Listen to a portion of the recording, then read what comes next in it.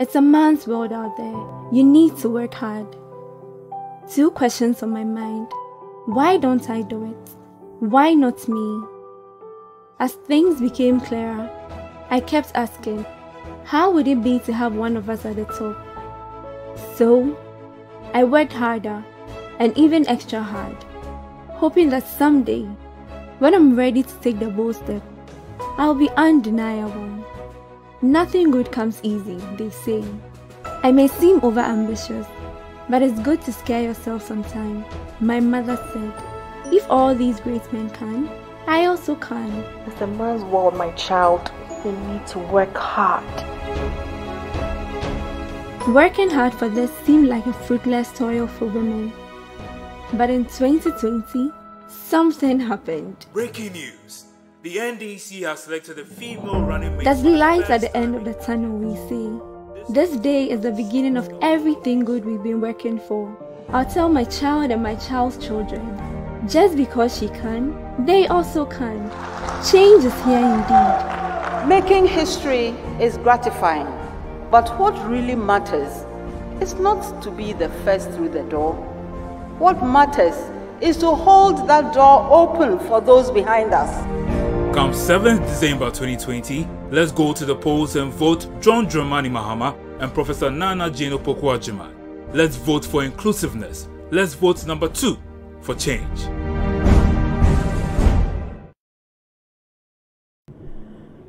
I'd like to acknowledge Honorable Alex Segbefia, who's a former Minister of Health, here with us. Alex, thank you very much. You can give him a little round of applause, just so I know we're all here. I'd like to acknowledge my brother, Honorable Samuel Okujeto Ablakwa, MP for North Tongue. Let me also acknowledge Dr. Nimoy Thompson, former head of the National Development Planning Commission. Thank you so much for being here. I also see Honorable Gusi Tando, a senior member of the National Democratic Congress. And I've also noticed our indomitable chairman for the Greater Accra region, Mr. Ade Koka. Thank you very much indeed for being here. I also have the privilege and opportunity to acknowledge a number of labor organizations that are represented here today. Let me run through those quickly so that we catch up on our time. The TUC is here, the Ghana Railway Workers Union, PWU, the General Agricultural Workers Union, the Timber Workers Union. A number of other union organizations are also here. We will also be acknowledging them as well. Thank you very much indeed. Can we give them a round of applause for their presence here? Ladies and gentlemen, it's now my privilege to acknowledge our high table. Very distinguished personalities I have the privilege of bringing to your attention are here today to engage in conversation and discourse. Let me start with the evergreen, very effervescent former Deputy Finance Minister, Madame Mona Quartey. Thank you so much for being here. I'd also like to acknowledge the very distinguished Professor of Practice in Development Economics at the Fletcher School of Law and a former Minister of Finance, Professor Kwesi Bochwe. Prof, thank you so much for being here. I'd also like, ladies and gentlemen, for all of us as we proceed to acknowledge our key speaker for today, a lady who has broken many glass ceilings, a lady who, in whom you will find a listening ear. She's also an exceptional mediator and a leader who can be trusted to deliver results. And I'm so proud to have the privilege of acknowledging Professor Naana Jane Opoku-Agyeman, Vice Presidential Candidate of the NDC. Thank you so much, Prof, and thank you for being here today. Let me now move quickly to opening remarks from our distinguished Professor Kwesi Bochwe, as we proceed with the programs, and I continue to acknowledge all those present. Thank you. Prof, you have the floor.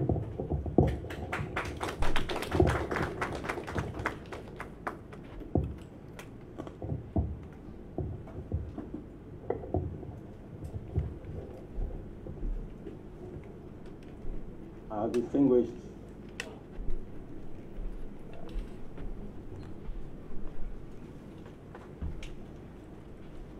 Professor Naana Jane, running mate to our equally distinguished flag bearer, and comrades. There was a time to address any gathering as comrades. This is the time. Our party was born out of as our moderator said, out of a commitment to giving voice to working people, including our tireless farmers, and improving their well-being.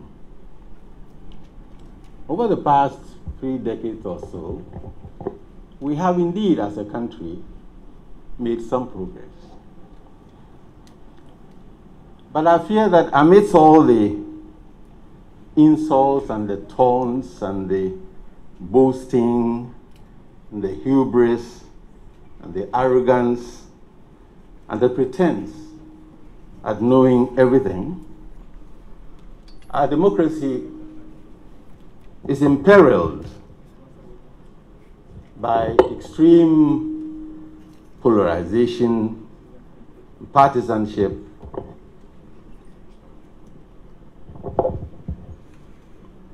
economic stresses that have been worsened by the onset of the COVID, with dire implications for working people. On current trends, another generation, roughly another 30 years, will pass without any real fundamental change. Slow growth, slowing growth, growing inequality,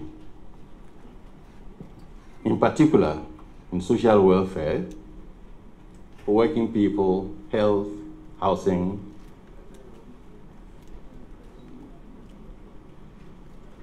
A good friend of mine and a Nobel Prize laureate economist, Joseph Stiglitz, recently said, when everybody was singing the praises of President Trump and what he has meant for the stock exchanges that were humming all the time, he said that the way we measure the progress in an economy is not so much to look at the indicators, the normal indicators, including the performance of the stock exchanges, but to measure the health and well-being of the citizenry, especially the working people. That is what really says anything about the performance of an economy. And we have a good many of those issues here. When you travel the length and breadth of this country, when you just leave Accra and are going to Aguna-Sapo, where I come from, and you look on the sides of the roads, the traffic, hordes and armies of hawkers desperately trying to make a living and selling just about anything under the sun, who would ask you for help, you can see the desperation in their eyes. Sometimes they get upset when you don't give them anything. And you see the sheer cacophony by the roadsides.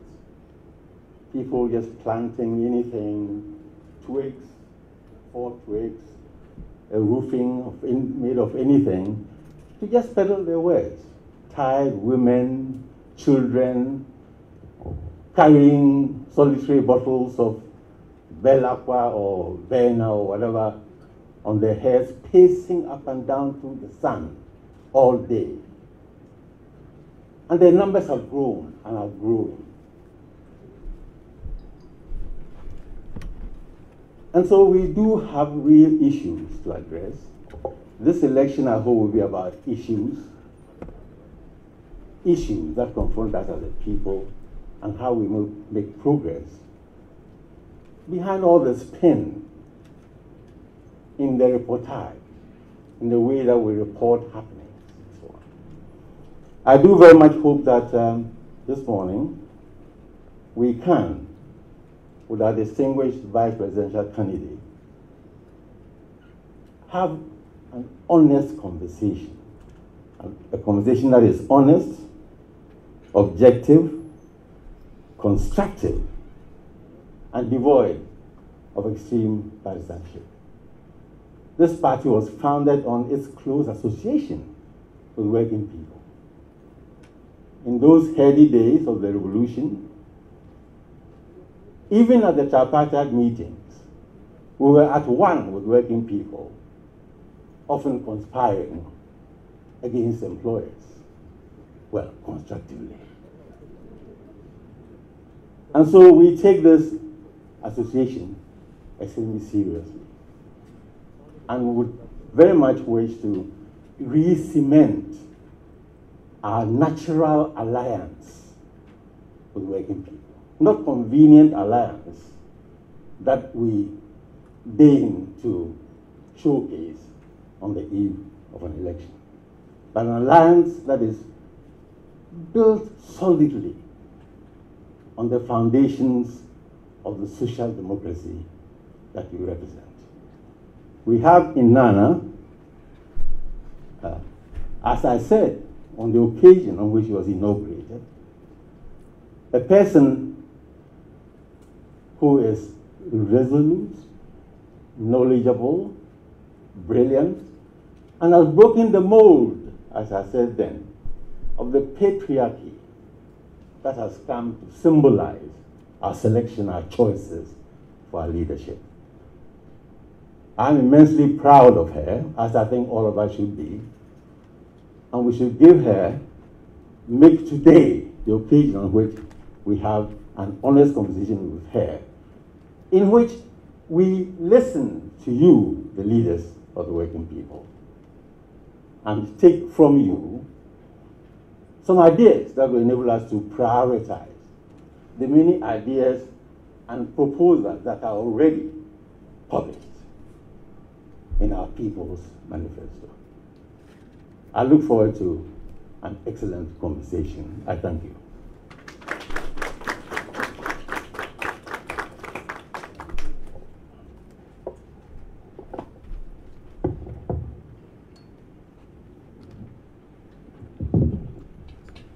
Thank you very much indeed. I think Professor Butri deserves another round of applause for such insightful initial comments. Thank you very much indeed, Prof. You certainly are absolutely right that an honest conversation is indeed needed, and we are all looking forward to that. It's now my privilege to welcome to the podium a gentleman who will be representing the Secretary General of the Trade Union Congress. He's in the person of Mr. Edward Karowe. I hope I got that right. General Secretary of the Agricultural Workers Union, a very important organization. Can we have him come to the podium? Thank you, sir.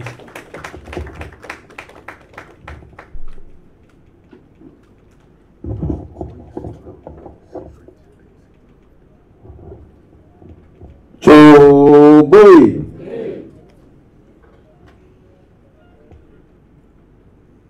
Good morning to all of you, comrades.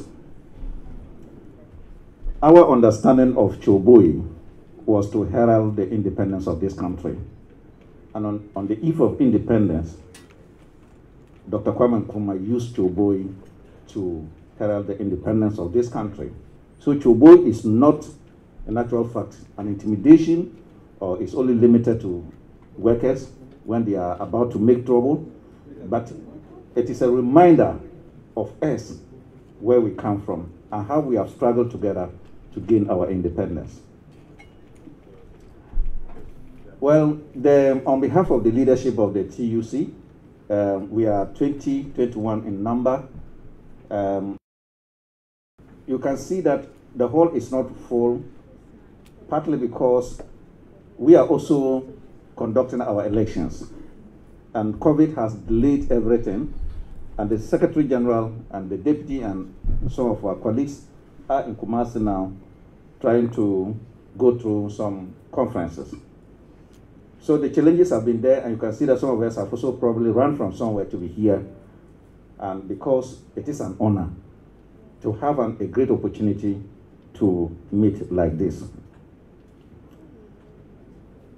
Some of my colleagues are here. Mumin Bana, he's the General Secretary for Mine Workers Union. We also have Intama. Intama is the General Secretary for Ghana Railway Workers Union. We have Comfort. Comfort is the General Secretary for General Construction Workers Union. Then my colleague here, he's in charge of Communication Workers Union, the General Secretary. It's an honor to meet great men and women whom we have been hearing and seeing from a distance. We are trade unionists, though. I have an honor, very big honor, to meet Nana face to face many years after we met in school when I was a student, close to her department, when she became a vice chancellor, and I also became a teacher at the University of Cape Coast School for Development Studies. It's an honor. You are a very honorable person, not today, but from the days that we got to know you. We are very much humble, Prof. For some of us who are interested in the economy of this country, Professor Kwesi Boakye's name will never ever end. We read so much about him. We agreed sometimes, we disagree sometimes, but then of course, you are an eminent person that you have actually helped to fashion the future of this country. Prof, it's a great opportunity to see you again. Unfortunately, the mask does not allow us to see ourselves very well. So when we saw you, we didn't know that you were the one. Honorable Segefia, Honorable Ablakwa, Dr. Nemo Thompson, we've met many times and interacted in 2003 when we were on the same platform to discuss the economy of this country. Guzitano, it's great to see you. And then I think you are still the original chairman for Greater Accra. And all those I'm not able to mention your names, please forgive me. One of the things that has actually struck us so much is there's supposed to be a natural relationship between the trade unions and the NDC. Because the NDC is a party of social democracy. We are interested in social democracy because we are natural partners. Unfortunately, sometimes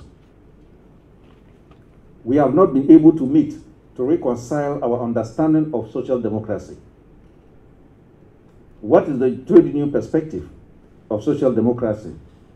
Are there some variances? Are there some differences? Are there some convergences?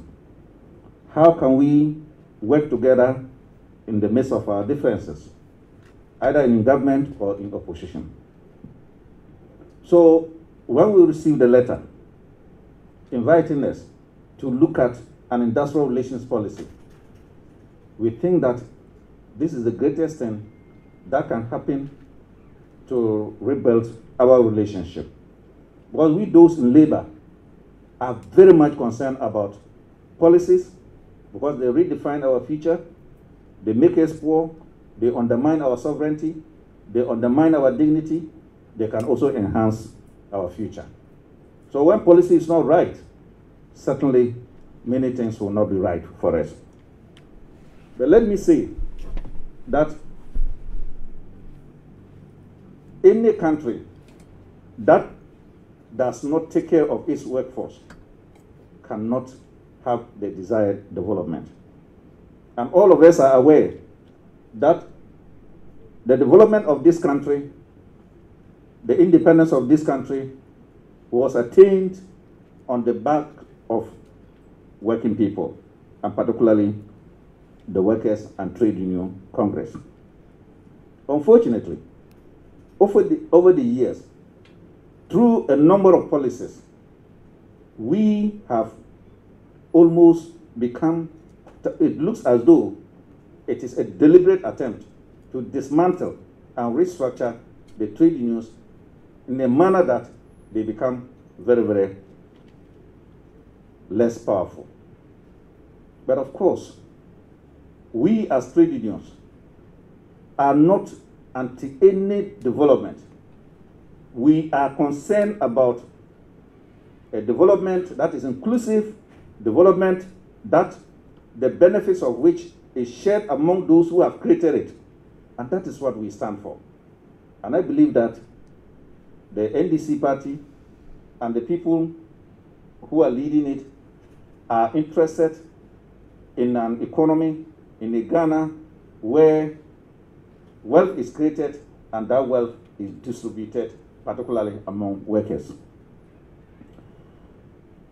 Let me give you this quote from Pope Francis. We all know him. He's a religious person. Why should he be concerned about trade unions?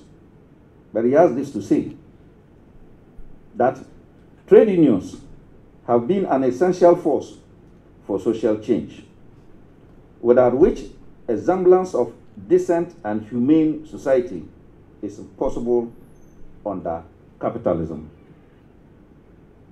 We have liberalized our economy so much. We believe in capitalism, but we believe in capitalism that is inclusive and that actually allow others to also live in it. So on this score, the industrial relations policy that we are all looking at, we should look at it in such a way that it empowers workers in terms of what they take home. It should empower workers in terms of decent work. It should empower workers in terms of guaranteeing their future.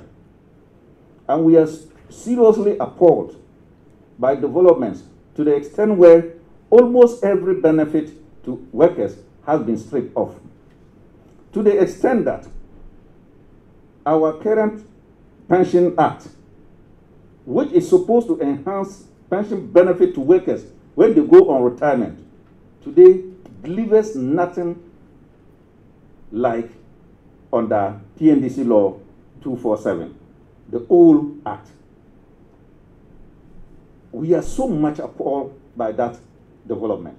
And we think that is also partly because we appear not to have a policy on industrial relations in this country. And that the least thing that happens, please apply the law. Industrial relations is not only about the law.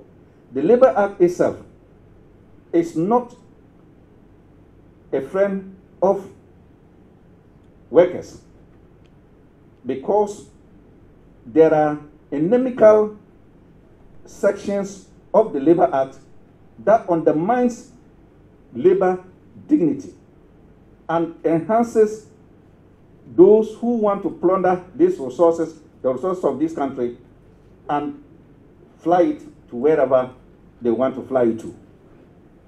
We think that we must have a policy that will allow the law to, in a manner that will benefit the people who generate that wealth, particularly the working people.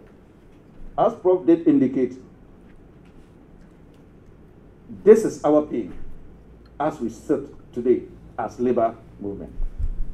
Again, there has been so much proliferation of trade unions that is not necessarily the best thing for trade unions. It is not When you have 1,001 trade unions, that means you are practicing democracy. That is the negative side of the democracy. And we ask the questions, do we need democracy?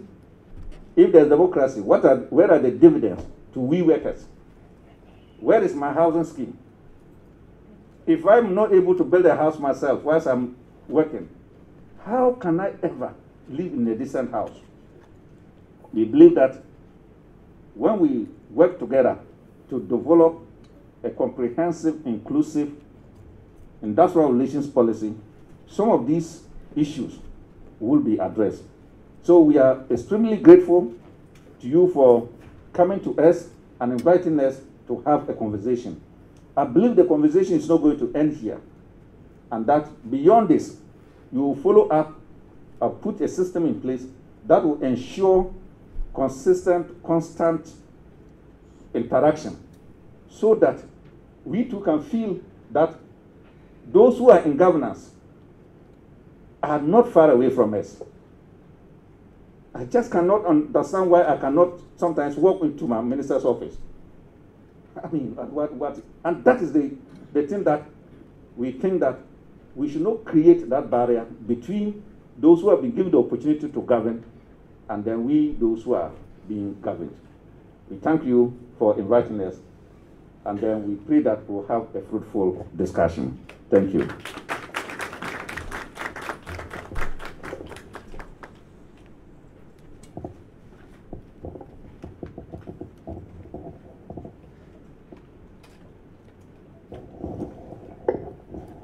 Thank you very much indeed, Mr. Caraway, for a very passionate appeal for sustaining the communication between labor organizations and those who are vested with the privilege to serve in government. It is something that, as a National Democratic Congress, we believe very strongly in.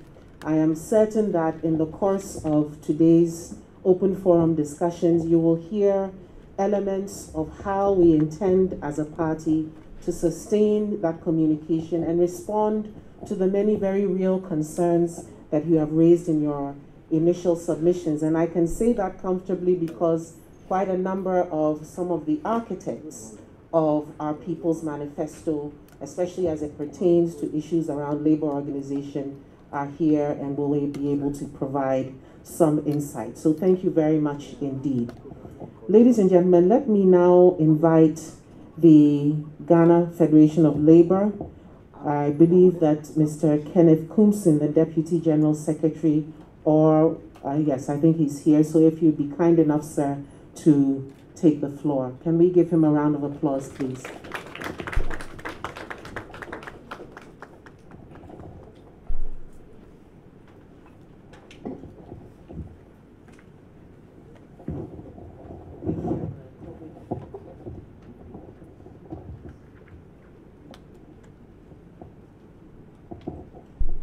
Distinguished running mates to Mr. John Dramani Mahama, all protocol observed.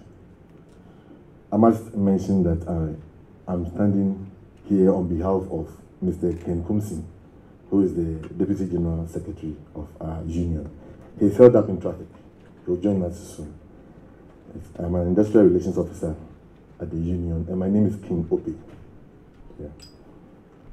It is a humbling experience for us as the Ghana Federation of Labor, the second trade union center in Ghana, to be invited to such an auspicious occasion. Like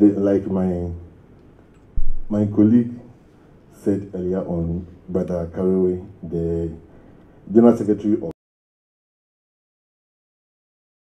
GAU. We've been hearing many names right from our growing up. I mean, some of the veterans like Father Kwesi Botwe and all of them. And for us to be here, to be seen, it gives us a feeling of inadequacy. Yes, but it's all good. I mean, it tells us that the stage is open for everybody to play his part. We are excited to be here also in the sense that it affords us the opportunity as labor to have a discourse. We are thankful for the opportunity because it gives us the indication that the running mates and to a larger extent the National Democratic Congress is a party that actually views labor as a very important. Indeed, like I said, we are the second trade union center in the country, and we are the champions of pluralism, believing that, like the saying goes, variety is the spice of life. If we all have our avenue to actually choose what we want and find the right platform to espouse our vision and our ideologies, it actually helps our cause as labor, because it gives us the intrinsic satisfaction also to be able to make a calculated push towards achieving our objectives as labor. I associate my thoughts and my concerns to what my senior said earlier on, that as labor, we also view social democracy as a very key component of our operations. And so to that extent, there's a ground of commonality between us and your party. And we rightfully think that as we engage more, or we should find the platform to engage more to deepen such discourse, which obviously will go to the advantage or will only do good for us as labor. We have viewed your manifesto with keen interest. We've been observing, we've been observing all the parties, and we've been listening to all your presentations. One key thing that caught our attention was the big push, because obviously as labor, our concentration is on jobs, and we think that hearing that this is going to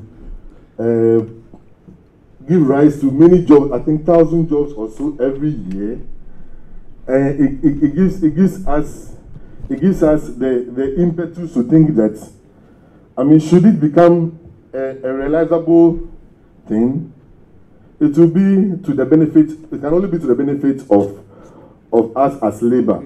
Because right now our nation is faced with, I mean, so much unemployment. Jobs are being lost, and it's even been exacerbated by the current pandemic. Many people have lost their jobs. Others who are even working are finding it very hard to make ends meet. And so, if the party is advocating such a strong and such a bold move, we should interrogate it further to see how feasible it will be. Because many a time we hear politicians make many pronouncements without actually giving us how it will be workable. So it is an area we want to actually look at. But the mere mention of it excites our passion, in the sense that we think and we want to associate that once you've mentioned it, it means that you have the wherewithal to make it happen. And it's one of the things we hope to elucidate further as we are here. As unions also, sustainability is one thing that we actually push for, sustainability of jobs. But we shudder to think how that will be possible in this era where there's so much outsourcing and so much casualization. Many strange employers, many a time, I mean, from offshore, come here and they find space in this strange thing we have created that we call the free zone, to be there and to work with, I mean, to create employment, to offer employment to staff. And I mean, because there's that policy, there's that laxity in the labor law, keep people there 6 months, months on end. After 6 months, you have to start all over again, because then they say your contract has ended. And so it creates a lack of dignity for the employees. And this unfortunate situation, which can be described as a form of slavery or a form of inhumanity, exists. It's all over the place, and it is something that we want to draw your attention to, Your Highness, so that you and your High Chief could look at it, and then we together fashion out a way to stem this tide. It is actually creating a lot of difficulty for many of our constituents. Then again, there's the issue of decent jobs.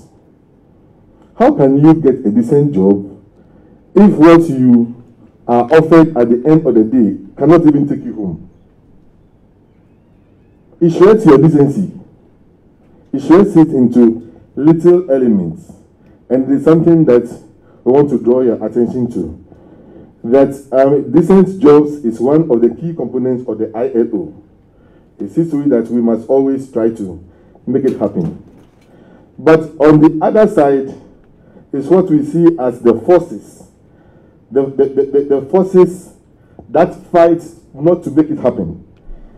In the face of profiteering, in the face of maximization of gains, they put this thing aside and they actually stamp on this virtue, so that at the end of the day, they think or they portray that they offered you jobs.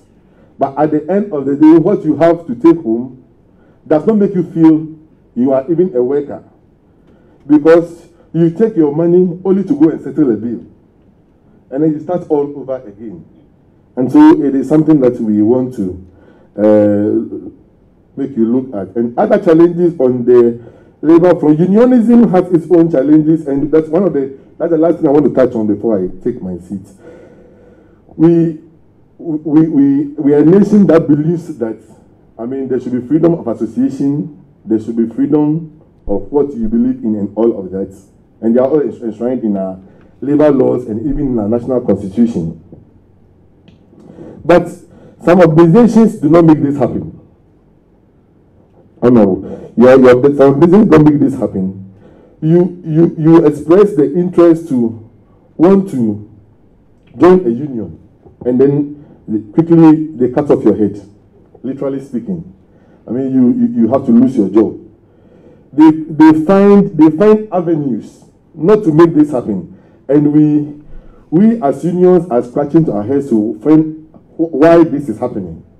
Because if it is granted that I can be a member of a trade union, and it is me who pays the dues and not you, the company, why would you want to undermine such a move to the extent that you ask me to choose between employment or being a member of the union?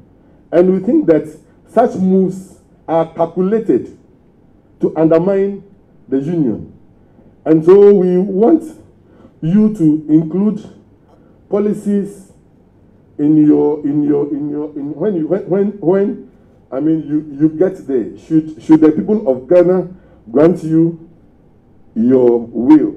Should they grant you what you are looking for?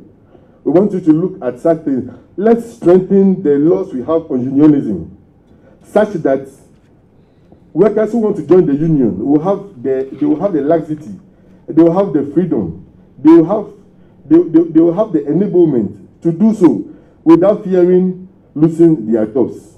Having said this, I want to thank you very much for the opportunity, and we hope to have a very, very, very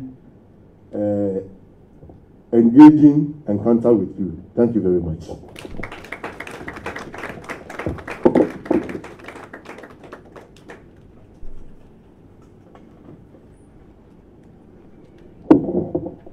And give him another round of applause. Thank you very much indeed. Ladies and gentlemen, we're getting to another major highlight in proceedings. But if the high table will permit me, I would just like to acknowledge all the unions the TUC has.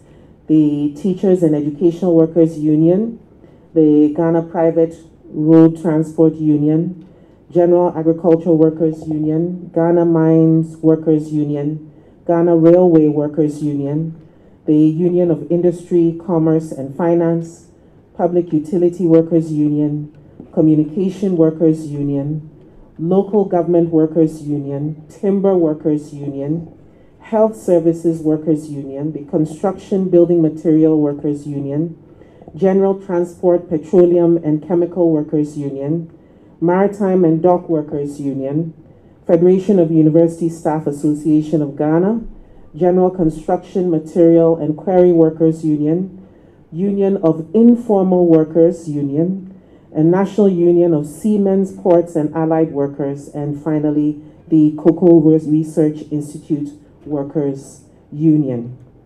Distinguished guests, ladies and gentlemen, let's give them a round of applause. As we get to one of the major milestones of today's conversation, I offer to the high table 3 quotable quotes for today. One from Mr. Caraway, who believes in inclusiveness. One from Mr. Kumsin, our concentration is on jobs. And finally, between the two of them, reminding us that it is important that we keep the natural relationship between the unions and the National Democratic Congress fresh. And I believe that there is already an air of freshness blowing in our political environment. It is unquestionable and it is undeniable. And it is based on merit, it is based on hard work, it is based on an empathy for the very issues that many Ghanaian workers face today. It is my privilege and my pleasure to welcome to the podium my boss and, God willing, the next Vice President of the Republic of Ghana, Professor Naana Jane.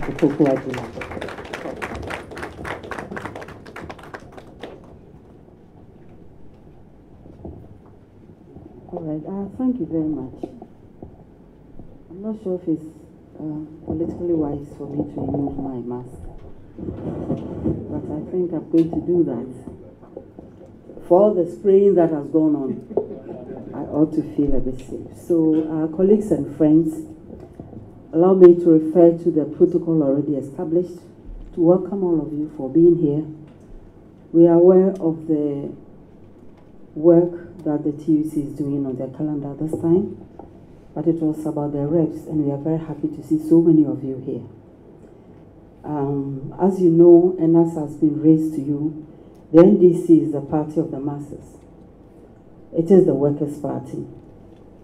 And if you refer to our formation, our history, and also our evolution, and our general character, you will see that we are rooted in the efforts, aspirations, challenges, and well-being of workers. The party has always had workers at heart and has built on that relationship, ensuring that the National Democratic Congress has consistently prioritized the welfare of the Ghanaian worker. We will not pretend, however, that we have never made any mistakes or that we have reached all of the aim that have guided these objectives. Like any such social alliance, it is not always easy to effect the compromises that hold the alliance together and drive it forward. Both the NDC and organized labor as stakeholders can't admit to shortcomings. We are never afraid to admit our mistakes. But we truly want the same things, whether it's stakeholder or government. We all want the same things. And we believe that we can work together to achieve those. And definitely the next NDC government will pursue this in a consistent and disciplined manner. Please allow me to continue by saying that I've learned a lot from the 2 presentations made this morning, and I believe that there's so much more to learn as we move forward. Work is changing, and this calls for major policy, regulatory changes, so many things that are ahead of us for reasons that are not lost on any of us. But allow me to be a bit personal here. As a child, I grew up in Second D. I grew up in many parts of the country, but Second D was one of them. And there was this union called LOCU. I never knew what local meant, but I knew that they were workers of the railway section. I didn't exactly understand what the issues were at the time, but what I still remember is that it was a very strong union. It was so powerful that they were able to send shivers down any government's spine, and they were able to protect their workers. They were able to speak for their workers, and they listened to their workers. So you could tell that their demands were coming from the group and not outside of the group. I think it still has a lesson for us today.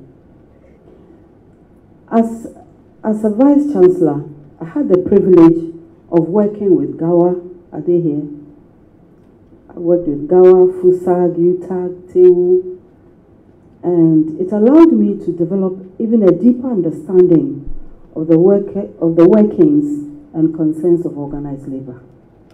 Now moving to the ministry, the experience broadened. And all these experiences helped me to set up a quarterly meeting activity, which I etched in my calendar, to meet constantly with all the unions in education. And we had such a good time. We didn't always agree, of course. But it was very helpful in sharing ideas, in explaining our policies, and working together, asking for their own views on what we were doing, and sharing our implementation plan with them for their comments. And that helped us tremendously. They know very well that we never gagged them. They know very well that we never prevented them from sharing their ideas. They know very well we never intimidated. That wasn't the idea. The whole idea was that this is what we are going to do. What do you think? Is it a good idea? What do you think are the issues? You are the ones on the ground. And of course, it also included the association's chairs and so on. And that was very, very effective in creating a congenial atmosphere. But for the geography of our country, I'd have said melting the ice. But I know that's not a very good image because there's so much heat around here. But I would say that it broke barriers and it made us see each person's issue in the other so that we could come to a compromise. And it is one of the things that when people ask me, what were some of your achievements? These are the intangible things. We don't put billboards or, we can't point at them, but they helped us a lot. So, as Vice President, inshallah, I promise to be your partner, and together we can and will write a new chapter of cooperation, understanding that leads to true mutual benefits. Therefore, the balance will have to be maintained. It will never be one-sided. And this is what I propose to you. But while we have to acknowledge that this digital century changes the face of work, and the recent pandemic has amplified this situation, we have some areas of work that may not be dramatically affected by digital technology. And we also need to know when and how to adapt and what the conclusions will be. I was in one of my former school platforms and somebody put something on yesterday, even as I was editing my paper. And the person was saying that, in no time, the cars will be driving themselves, this will be doing it, like self-automated society. And then my response was that I think all of this sounds nice, but what will people be doing? Who will be generating the wealth? Maybe the wealth will also be generated, and then we can all have a long vacation and have a good time. But I was just being ironic there, and it is something that we need to think about. Therefore, but still, digital technology is upon us, and it will affect the work we do. Traditional mining and factory work, for example, will not disappear anytime soon, but they may employ fewer and fewer workers per unit of production, and the skill sets required will be changing, and that will threaten huge numbers of our workers. In newer industries, the same ICTs, algorithms, and automation are changing the nature of work drastically, More people are working from home, or at least away from the central places of business. But this has also meant, I don't know if anybody has tabulated that, and especially how they affect women. I ask myself, if you have a 4-year-old and they tell you to work from home, how are you going to explain that to that 4-year-old? Because what he sees is that when you are at home, your time is his. So all of these have implications for the real life that we live. How are we prepared to deal with that? Or are we left just to figure it out? I don't think that should be the case, because when everything is said and done, it's about that they need to be supported in doing. And my own feel talking to people is that when that happens, they work longer hours and they have less and less time for family, they have less and less time for children. That, I think, should be placed at the center of our conversation, even as we say that automation is necessary. And while there are nominally more self-employed people out there, these people are actually still tied to the agendas of those who concentrate capital in their hands. Big business can now increasingly ignore their traditional obligations to provide workers with social security and other benefits. Indeed, there is a definite move on the part of even traditional businesses to force the employees off their direct payrolls. My brother was talking about 6 months here and 6 months there. Okay, so it's like perpetual casual labor. And what does it mean to that person for pension? What does it mean to that person for going forward? What does it even do to that person's emotions when I know that next month my contract expires and I don't know whether I'll get another 6-month contract or not? So what I'm saying is that in all of this, we should be very mindful of the human person at the center. The next 4 years must see clear-headed and socially, and all of us being clear-headed and socially thinking about the economy and social protection. The two must go together. The economy must be humanized. It's about us. And for that to happen, we must all work together. We need to see more, not less, organized labor, and would like to see greater working class unity. And this should be based on democratic principles. And it begins by listening to your following, not deciding for them, or being manipulated away from your following. All of us reminding ourselves that we are in the positions of authority because some people put us there. And all the other people's manipulating didn't put us there. When that happens, we'll be able to serve our people and serve them better.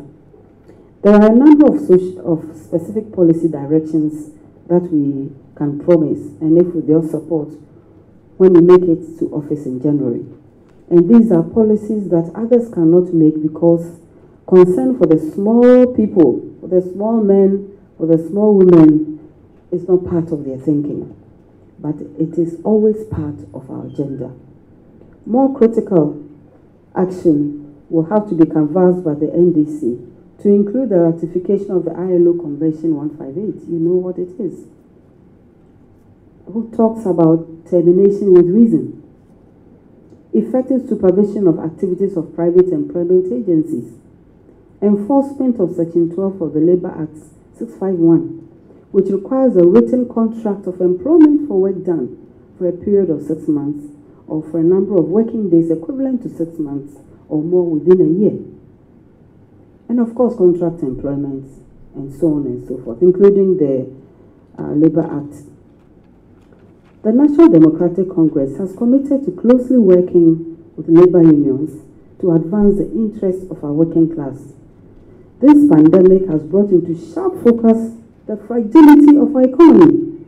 In less than 2 weeks we're already running around asking for support. I think for me that was a very, very big eye-opener. So assuming the people we went to couldn't help us,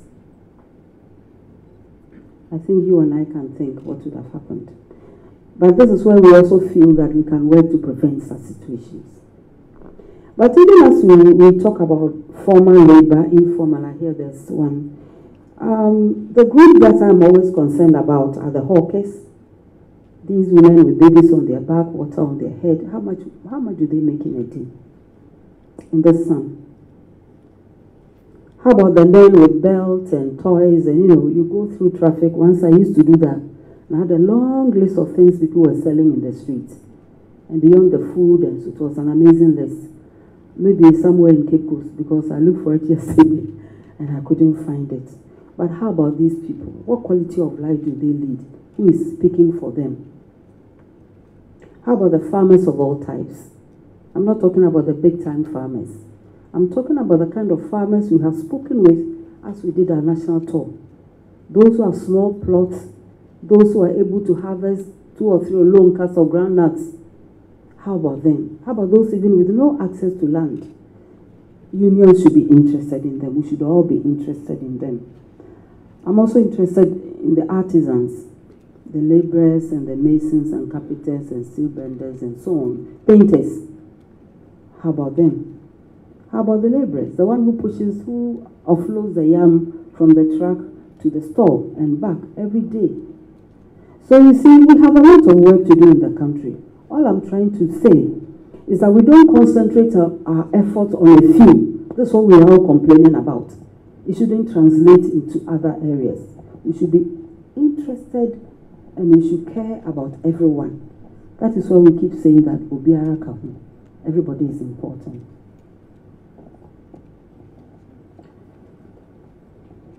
But we also know that in spite of all of this, this pandemic has also been instructive, and the government's interventions have so far overwhelmingly favored employers, and some have laid off workers even after receiving taxpayer-funded financial support. You all know what I'm talking about. And in that prioritization, we see what and who really matters to them. So how about all these people? Where do they fit in the scheme of things? At a time such as this, you deserve a government that understands what the people's priorities are.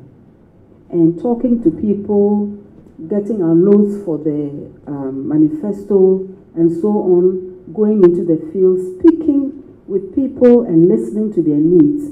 Ghanaians are not even asking for the moon. They are not asking for big things.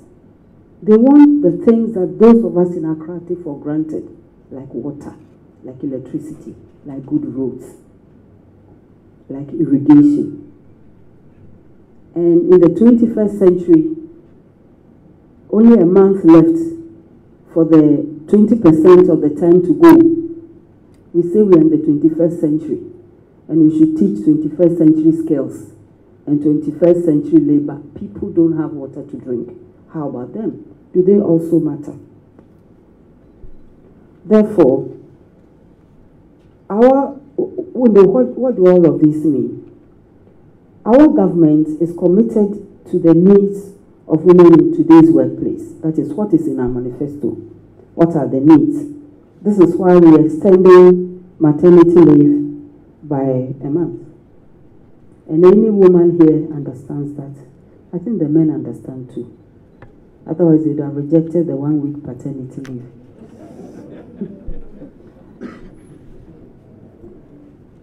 Ghana is yet to ratify the ILO Convention 183, and which is the Maternity Protection Convention. And that calls for only 2 additional weeks of paid maternity leave. So you can see that we've gone beyond that. And I was wondering, why has this taken so long? Is it because a lot of the people who make that decision are not the ones who go to the labor ward? Maybe. We will work with you to ensure that childcare is available in many more places than they are now. And if you want examples, this is how we built KJTR Market, put a daycare there. And I was very disappointed to discover that the space we had created for a daycare in Kotokoraba Market has been turned into something else. This cannot be a group that cares about women. This is not right. And I think that whatever that space is, we should take it back.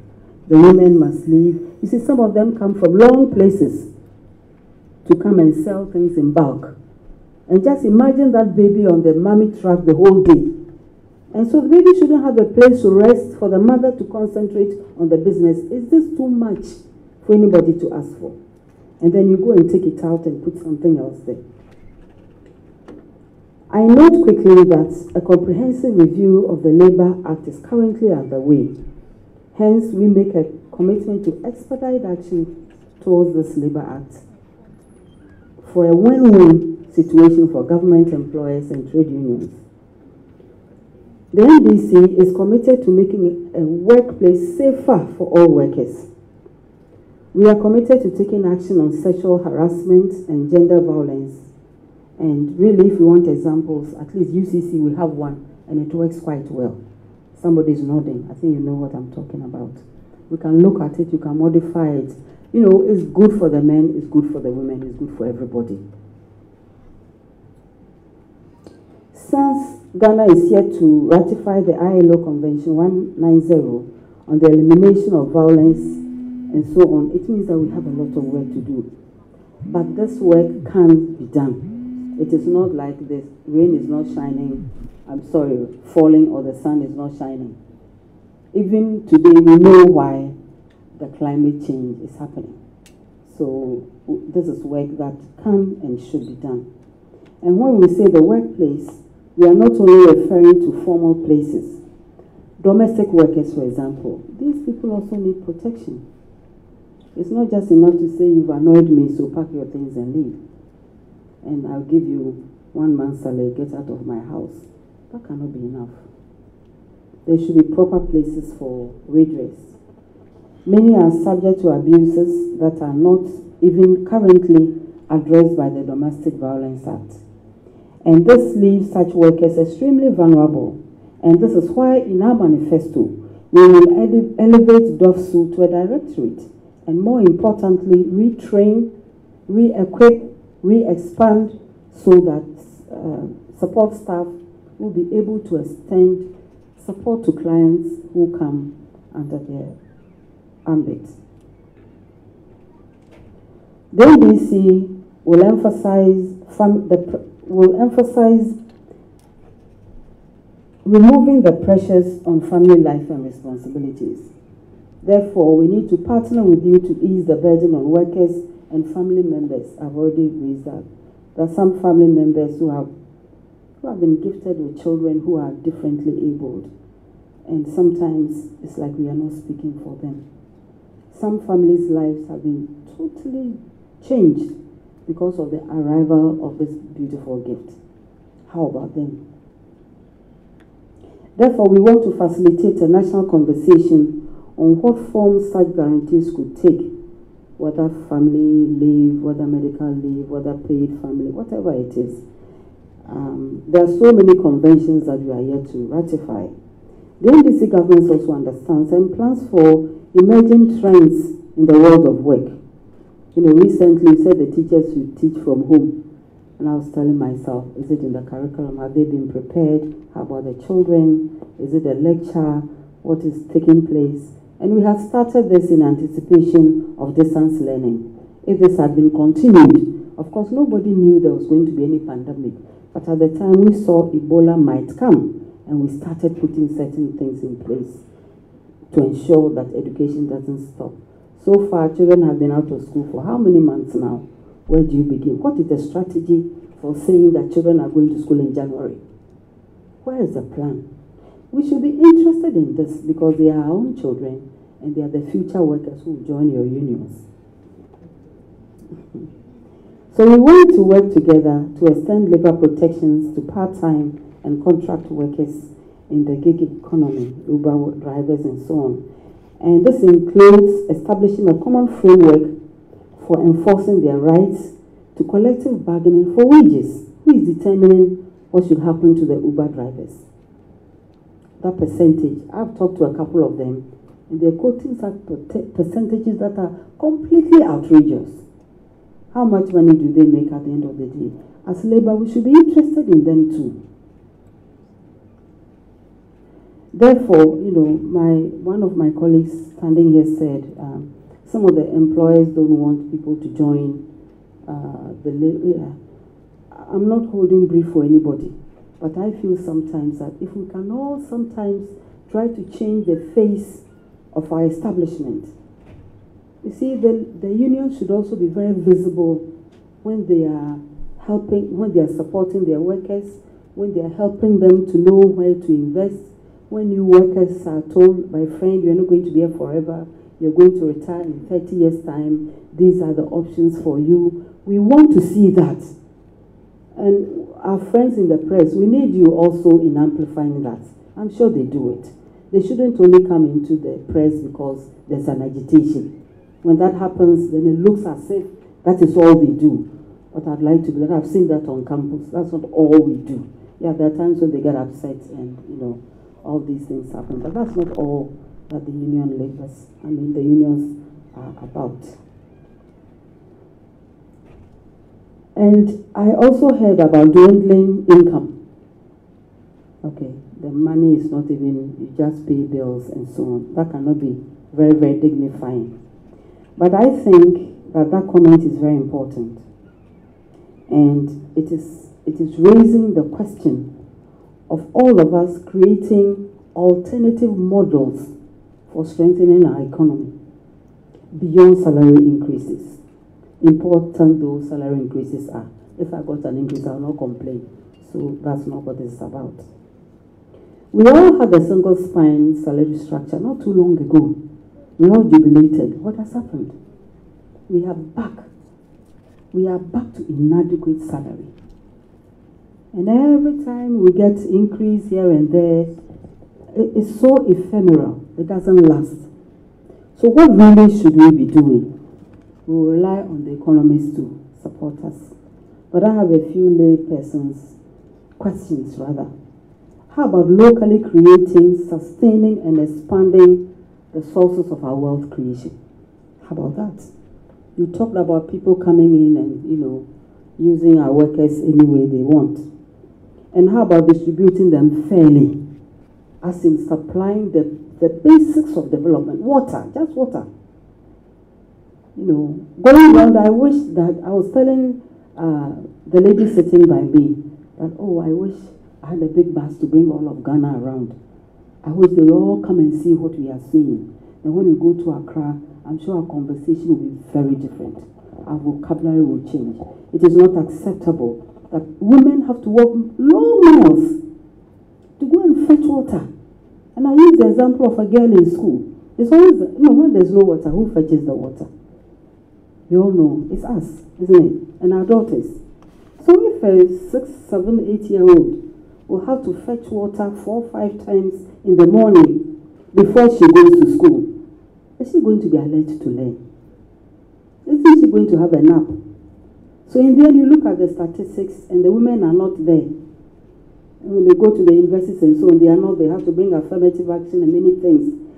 Why can't this girl get there on her own merit? So you see the connection even with water and education. On the face of it, you may not see it, but it is there. How about the road? How about many things? So my question also includes, how about becoming truly independent as in enhancing our ability to provide for our own needs? How about that? How did labor react, for example, to the closure of the Commander Sugar Factory? Where were your voices?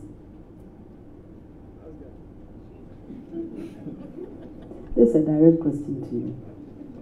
You don't have to answer now. Okay. And, in other words, how do we move away from the things we've been doing, leading to salary increases that don't last? What is the alternative? Other countries have done it. You can look at them. And my own experience at UCC, what I simply decided to do was that, just to question the things we've been doing. If you're using so much money buying cleaning material, I just called the people in chemistry. And I called the younger people. I said, what can you do? This is a problem. We are never going to get enough. Of course, at the time, I never knew I was coming to the ministry. Why I have to worry about money to the universities. And I was telling my colleagues, I don't like going begging. So if the university is truly a place where so-called intelligent people are, then we should solve our problems. Instead of all of us going to queue at the door of the minister or the president, whoever, and ask for support. Finally, we're able to produce our own cleaning materials from our own labs. We went on to produce our own water. And I remember I made the headline in graphic those days. Vice Chancellor produces pure water. And I got some blasting as if I didn't know what I would do. You see, but you have to learn to be. At the time, there were 18,000 students on campus, 35,000 students distance learning. With staff and so on, students, let's have another 8,000 or so. And we can't produce, we can't satisfy our needs. So I kept asking my colleagues, so what is the university for? If we can't supply our needs for others also to come and learn from us. Anyway, and we also even went on to put the structures down to convert all the paper, exams and paper and so it wasn't virtual these days. So all I'm saying is that if we can look around and meet some of our needs, we will be creating those permanent jobs that you are looking at. And all the tension and so on may not disappear, but at least may be reduced. Therefore, what I'm looking forward to in this meeting is for us to structure a new form of dialogue to advance those that we've done in the past. Okay? And continue to break barriers, continue to structure meaningful accountability, continue to hold each other's back, and in all the things we do to put the country first.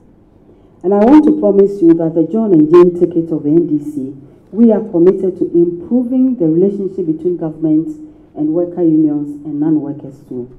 And those that are not in any union, we think they are also important. We will respect workers and understand unions as an important aspect of our progress as a democracy, going around the 16 regions. And mercifully, we finished everything yesterday. So we are celebrating. Anyway, we've had occasion to meet with all kinds of professionals.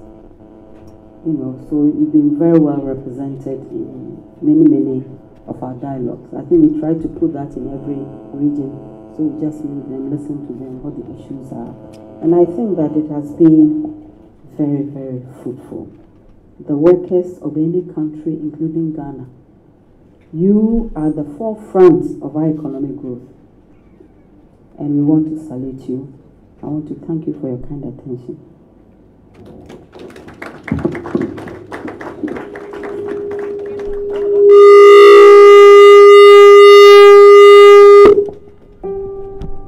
When I was little, I wanted to know how things worked, why things happened the way they did.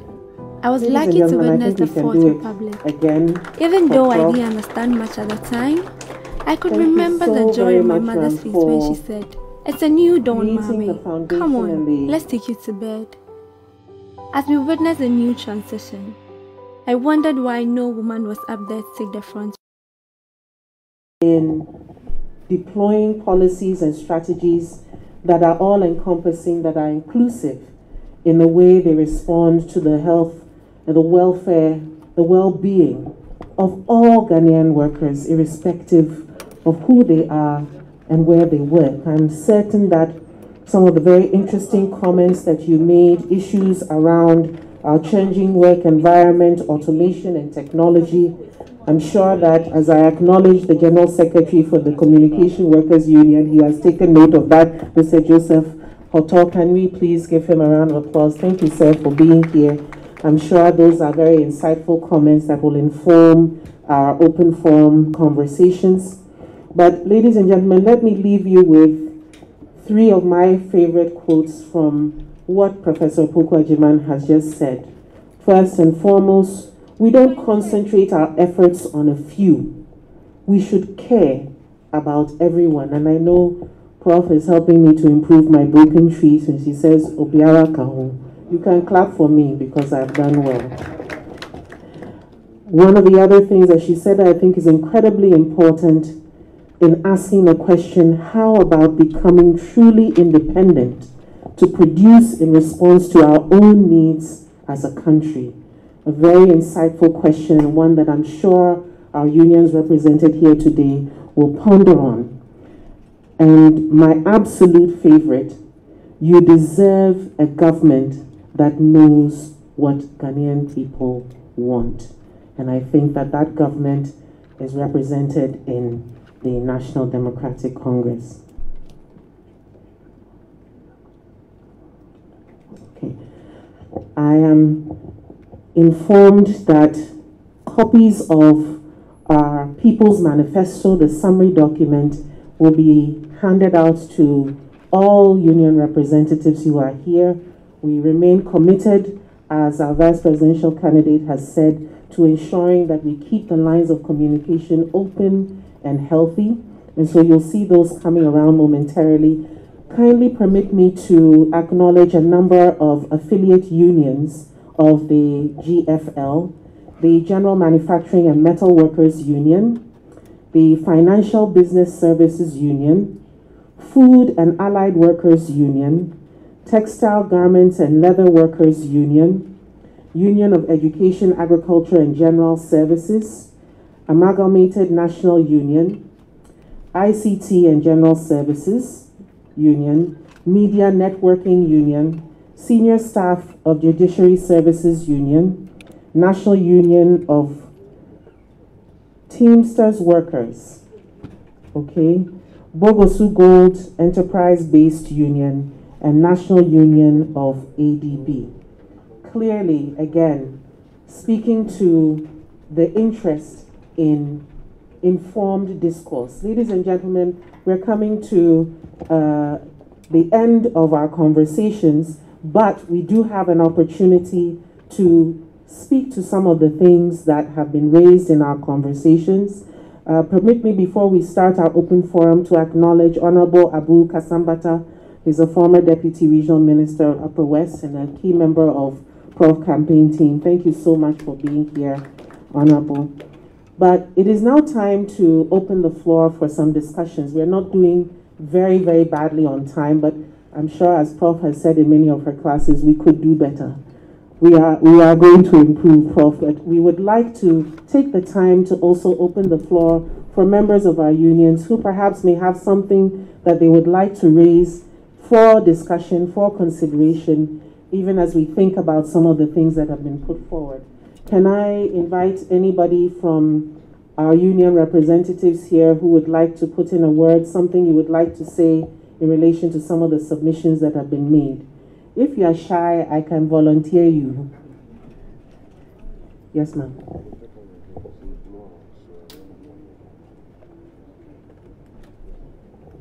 Very well. Then let me invite some of our distinguished members of our party who may have some initial submissions. Can I kindly invite Honorable Gusitano? Perhaps you may have one or two comments you would like to make. Can we give him a round of applause, please?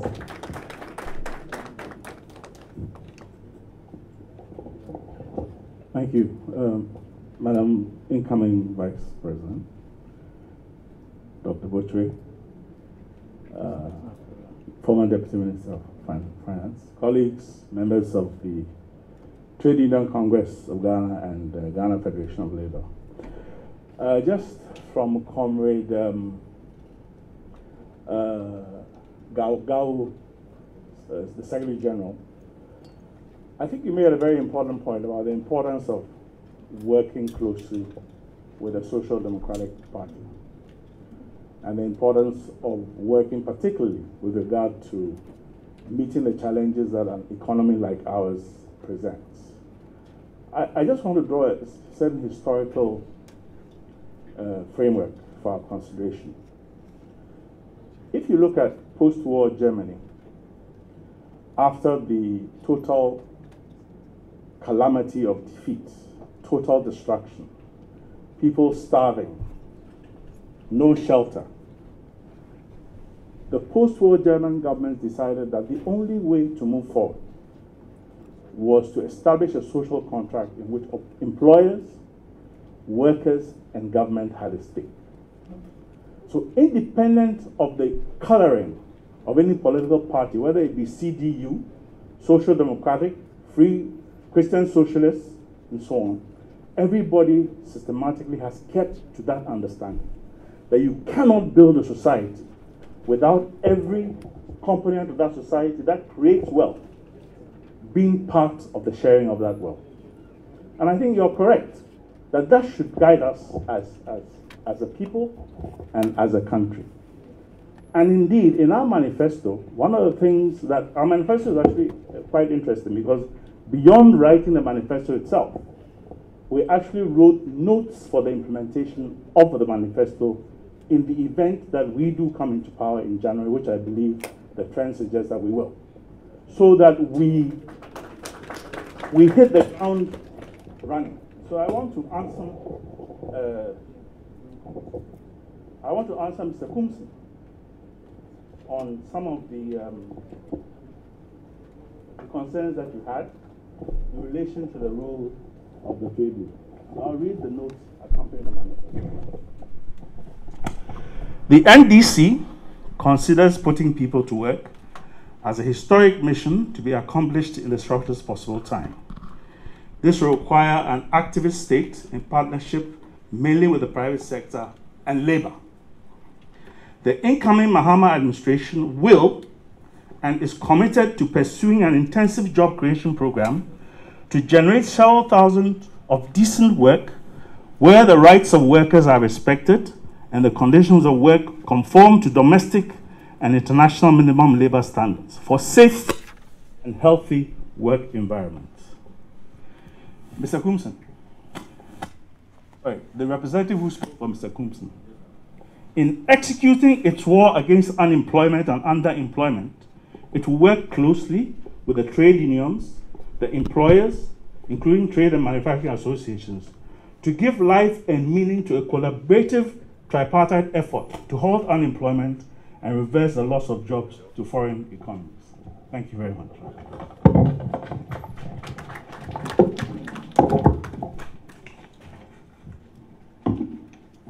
Thank you very much. May I kindly, respectfully invite Dr. Nimoy Thompson to have any comments and inputs that can help to further our discussion. Thank you very much. We can welcome him with a round of applause.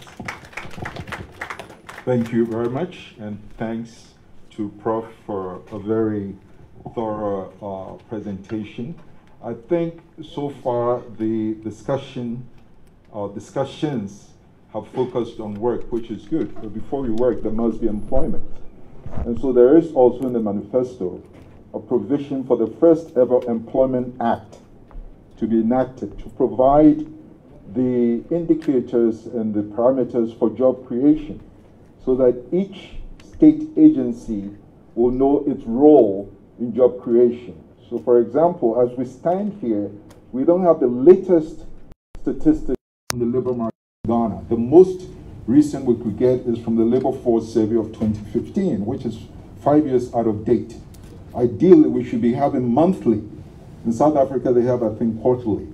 So we need to address all these things for us to be able to measure the effort of creating jobs. And of course, there's the need also for us to have a conscious effort to formalize the economy.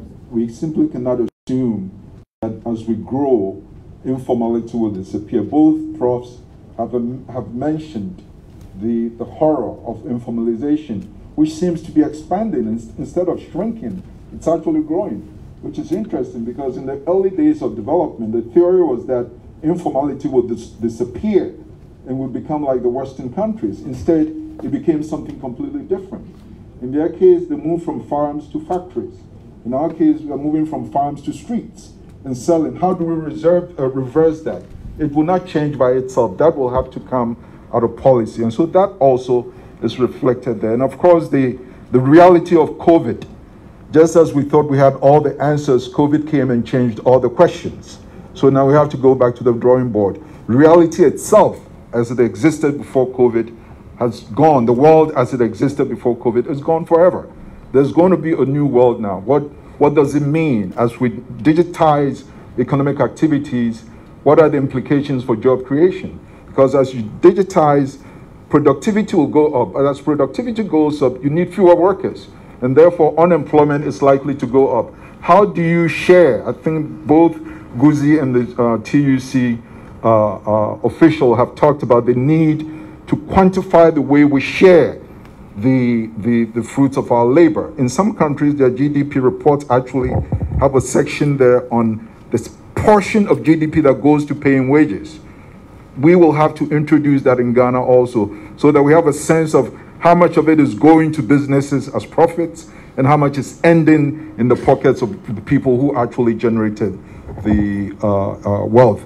And then lastly, of course, we have to create the right environment to grow the economy, which takes us to the issue of macroeconomic policy.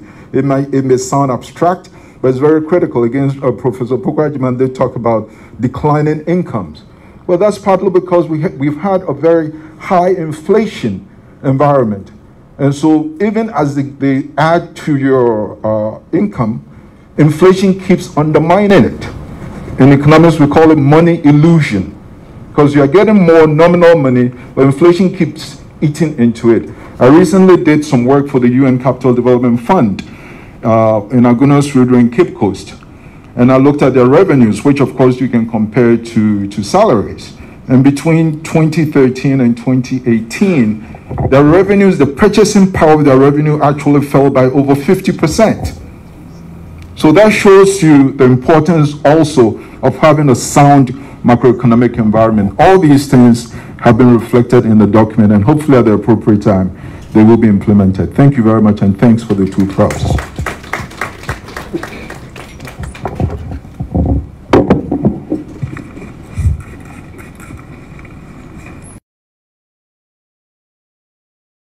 Thank you very much, Dr. Nimoy Thompson, for those insightful comments on the economic implications for our workers. Let me now invite the Honorable Madam Mona Quartey for some comments. You can give her a round of applause, please.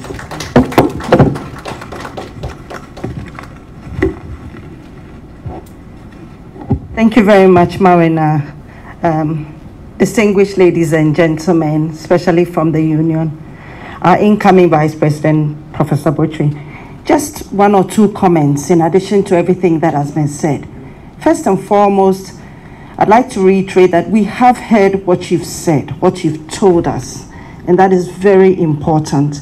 In fact, we did listen to you in coming out with a manifesto, in coming out with the action plans that we intend to execute when we come into power. So I'd just like to make a few comments, one on pensions. There are parts of the pension law and the scheme itself that will need to be remedied, cures put into place to improve what is actually paid out to people who've stopped working or who are disabled, who need to be paid, the vulnerable in our society. So long as you don't earn income, whether it's low or high, you are now vulnerable.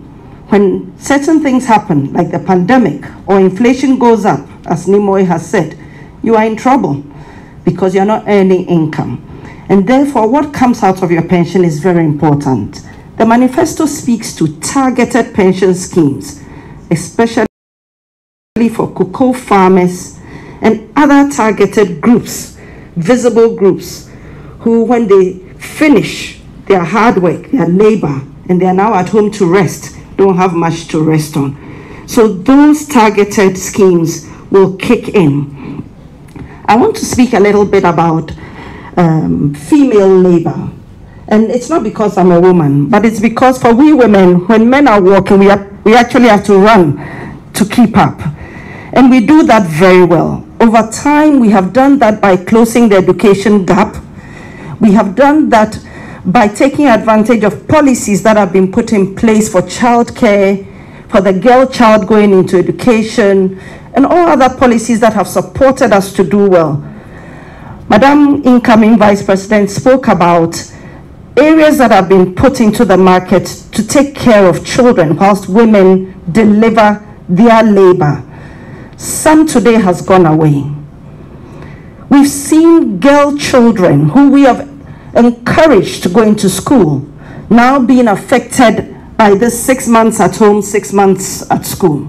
Very young girls getting into activities that they shouldn't, but should be in school. That is what has happened since we've been out of government. We pray that we will come back to make sure that the girl child gets back on track, the boy child gets back on track, and we have very qualified personnel to work. Even as we talk about the union, I think the key word here is balance between the union and those who hold the capital to make investments possible.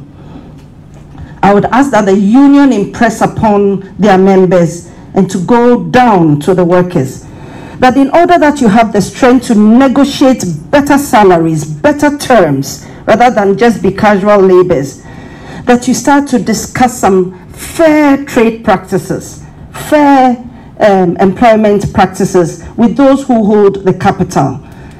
On the economic side, it is now clear that Ghanaians need to start building capital. We cannot always import capital.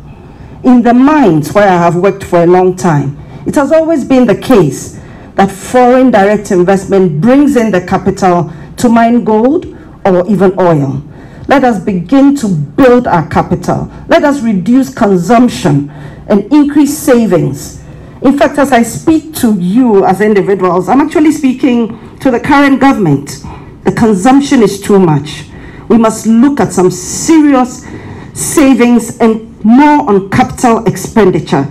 The infrastructure that the NDC government started to build must be upgraded, enhanced, more of it, to make sure that Ghanaians can also participate fairly in the investments that happen in this country. That way you, the union, have the strength to negotiate for workers. So we ask for balance, and that is what our government is about. It's about balance. It's about fairness. So I want to thank you all for coming today, and those are my comments. Thank you, Madam.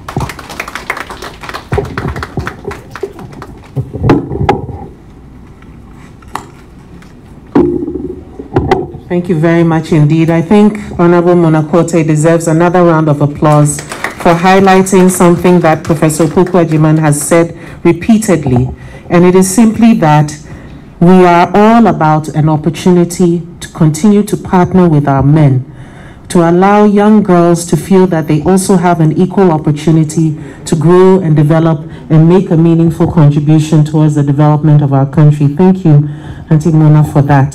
Very much appreciated. I'd like to once again solicit perhaps one or two comments. Thank you very much, sir. You'd like to make a comment. Can we give him a round of applause? And if you do the introductions. Forgive me, I'm the COVID protocol princess, so okay. Thank you very much. My name is Abdul Mumin Ngbana. I'm the General Secretary for the Ghana Mine Workers Union. Barely a month ago, Prof and her team bumped into us in Sunyani when we were having our National Executive Council. And in that engagement, we indicated to Prof and her team that we looked forward to a future policy engagement with them.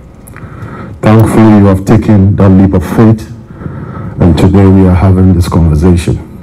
And so we're very grateful for the opportunity. As working people of this country, sometimes we feel that there's a deliberate attempt by powers that be to keep us in perpetual servitude. And I will explain. You realize that in this country, anytime you have jobs, because we talk about jobs that must be created from within the Ghanaian economy to respond to the increasing needs of the Ghanaian people. But the truth of the matter is that if you look at foreign direct investment, it actually constitutes a chunk of the investment, active investment in the economy. Now, it does appear that sometimes we do not really know what we want. These multinationals are coming with their investment. The mere fact that you have capital does not mean that every other person does not matter. And so you need to put forward the right terms that would ensure that at the end of the day, the investor contributes to your economy, but also, more importantly, doesn't denigrate your own people. But what do we see? Right from GIPC, when an investor steps into the country, one of our mantras, or our mantra is, there's cheap labor in Ghana, and so you can come. And so right from the outset, the investor comes in with the notion that, Ghanaian labor is cheap. You can buy them off the shelf, use them, and dump them anyhow. And so we treat it like commodities. And so it's important that right from the source, where you get into the economy, the right terms are put to you, so that you walk into the market knowing that there are obligations that you need to meet. And if you don't meet those obligations, you also cannot do business here. Thankfully, we have the competitive advantage. And so why do we think that we must desperately attract that capital into our shores? And so these are some of the reasons why some of our actions largely point to the fact that the duty bearers don't seem to care too much about us. Now, Dr. Nimmo talked about macroeconomic policy.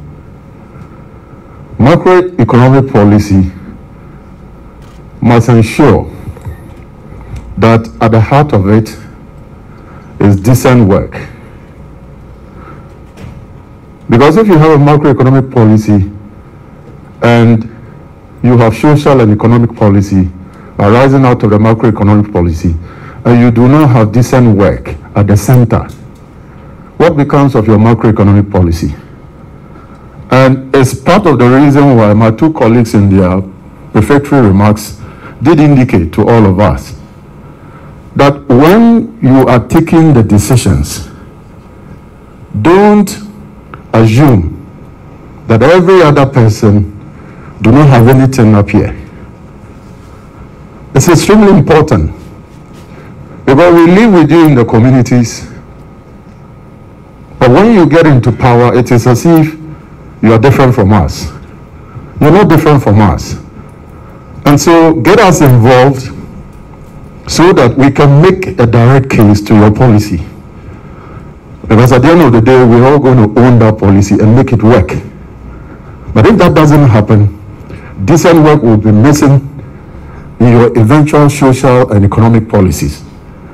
And then we now come firefighting. We should not be reactionary. We should be more proactive. And so, Prof, I heard you say, what happened to Commander Sugar Factory? What did the trade unions do? I have a lamentation.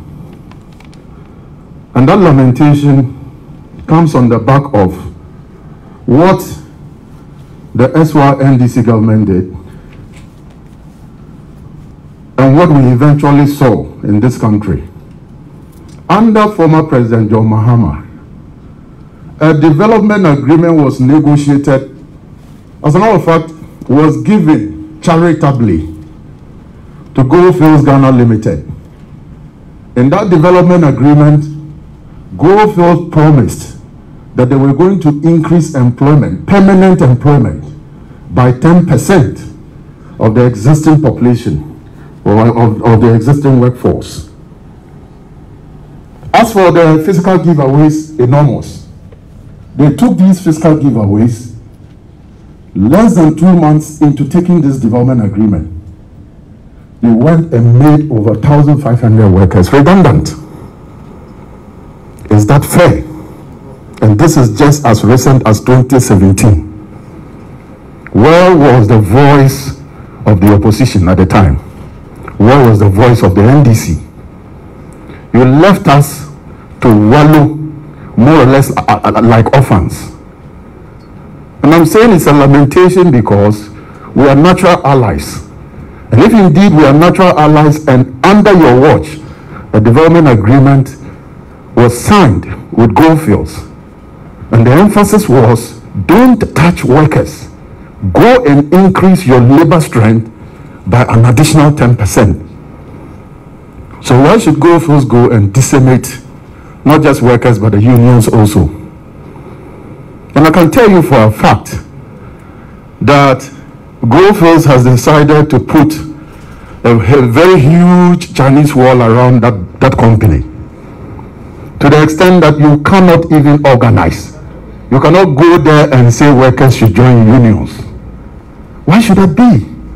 Workers live in fear. They are so intimidated. You don't raise a voice. They take you off the tensile gate. You get to the gate, you cannot even get access into the mine. And these are the very executives who are being named best CEO of the year, best mining engineer of the year. Isn't that shameful? I would have thought that in determining who a best CEO will be, you will look at not just the physicals or the quantitatives, you will also be concerned about the qualitatives. Unfortunately, that didn't happen, and that is not happening.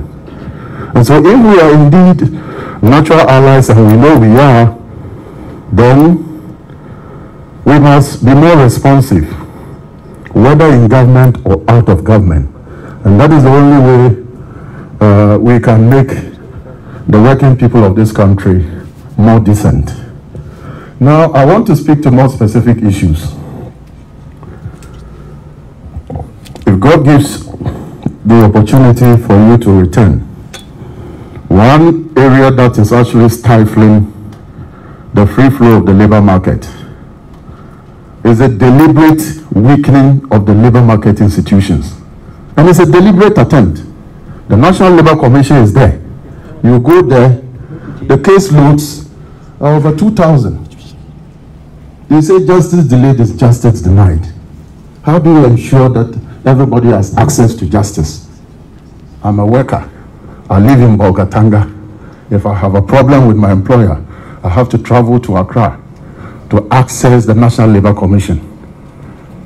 What's the meaning of that?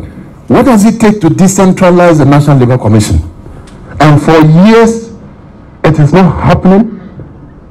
Is it because the National Labor Commission does not produce revenue? It doesn't contribute to your GDP? Is that the reason why the National Labor Commission has been left as an orphan institution?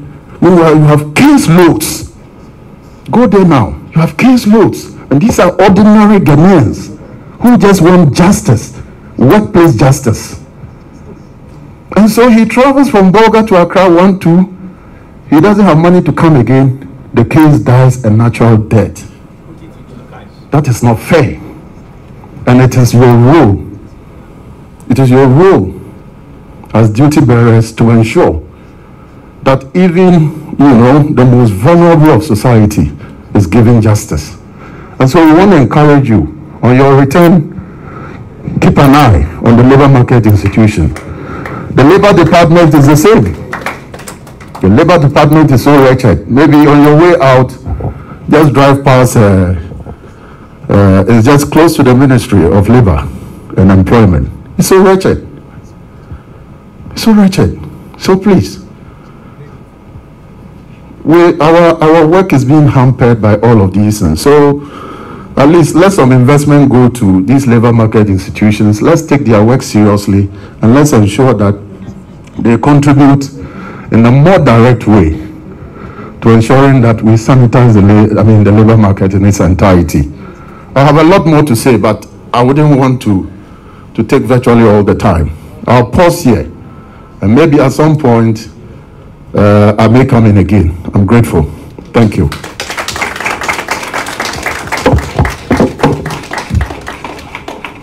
Thank you very much, Sir. I'm sure Prof would like to, someone wanted to make another comment or input. Yes, sir. Okay, there's one here. Okay, all right. Perhaps we can take the gentleman at the back, if you wouldn't mind, and if you'd kindly introduce yourself, and then we'll have some comments and feedback from the high table. Thank you very much. You can give him a round of applause as he comes up. Thank you.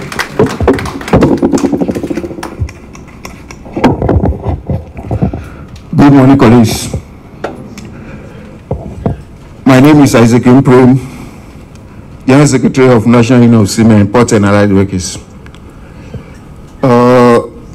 I think this engagement, I stand for correction, maybe in this 2020 election, this is the first time parties engaging labor. And I think that it's a welcome engagement. My prayer is that at the end of the day, having been first to engage with us, you win election. Then we can engage more. I come from a fishing community.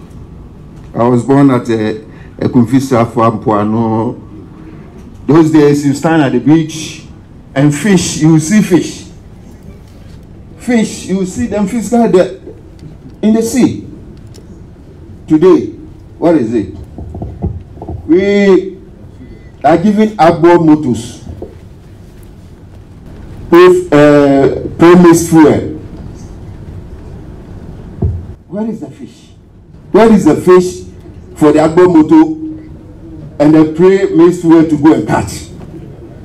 All the fish that we are eating in Tama and in Ghana is imported. You go to Tama Fishing Harbour and all are imported fish. Then you go to at the coast. Where is the fish to go and keep there? As we speak, we have hundreds of trawl vessels owned by Chinese trawling in our seas. And these people, with their collaborators, Ghanaian frontmen, wouldn't want the workers' day to be organized. You show your face, just like my other colleagues have said, and you are victimized. So people are getting maimed, they are getting injured, and they are dying. There is nothing, no compensation for them. And we are looking at it. Our sea is depleted. The artisanal fishes. Madam from Puano.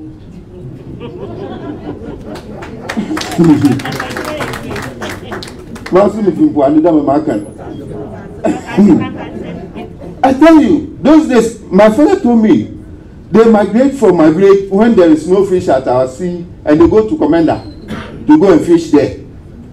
Today, it is not necessary. You go to my village, even they don't even have canoes. They have sold all their canoes because it is useless. So my problem now and my concern is, what can be done with these Chinese people so that at least the fish will be allowed to grow? Because they use a type of net that it catches everything except water. It catches everything.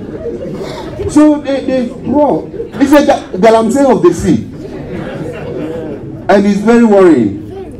So, like other colleagues have spoken, and I've said earlier, we are praying that when God gives you the nod and you come, maybe we'll do a lot more talking. Then some of these things will be taken care of for maybe our artisanal fishers also to earn a living. Thank you very much.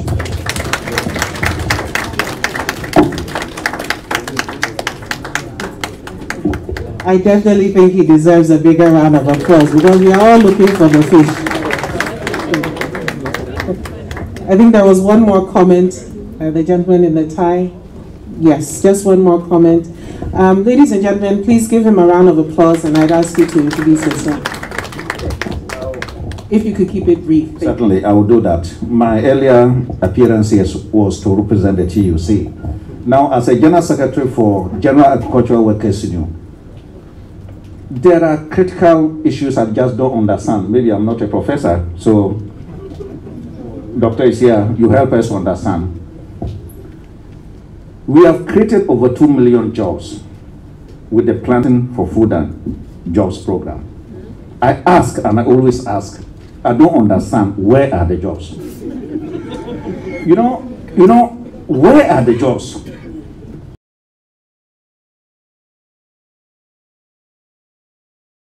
Maybe because we are unionists, we don't want too much theory.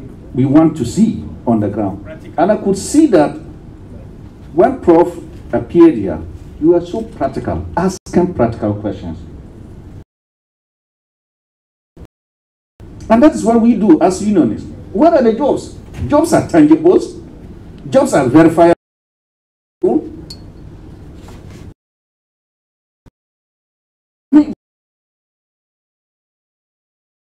Where are the jobs? So we want you to. What is the definition of a job? By the person on the street.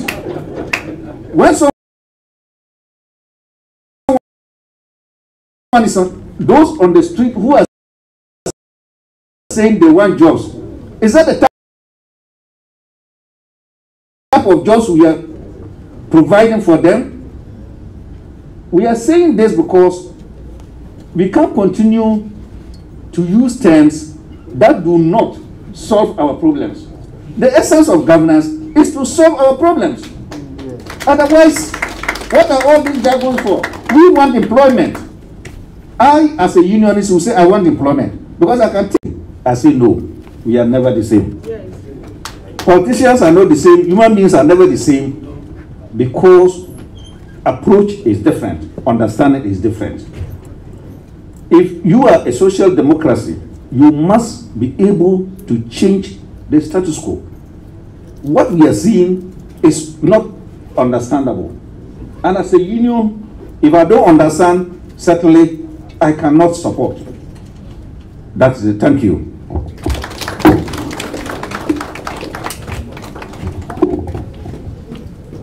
Thank you. Okay, Dr. Nimoy Thompson, a quick response. Thank you. Thank you very much. Those are very good questions.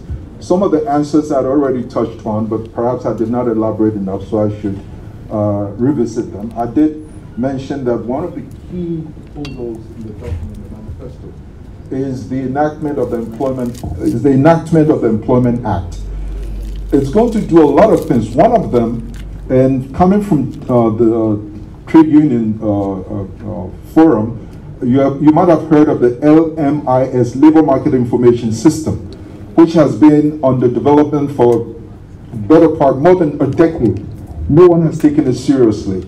It's been pledged here that we'll have to revise and finalize and make it as the official source for reporting job creation.